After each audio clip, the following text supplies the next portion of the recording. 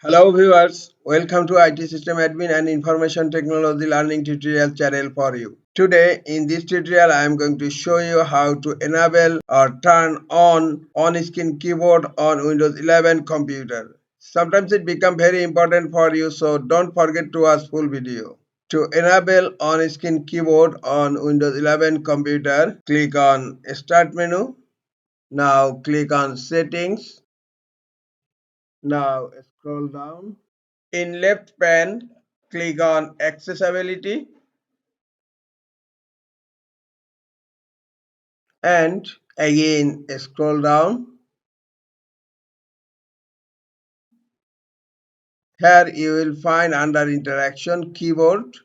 Click on Keyboard and then again scroll down, and here you will find an option on screen keyboards, and you will find also an option Windows key plus Control plus O to turn on screen keyboard on or off. You can use this keyboard command to turn on screen keyboard on, or you can click here to turn it on.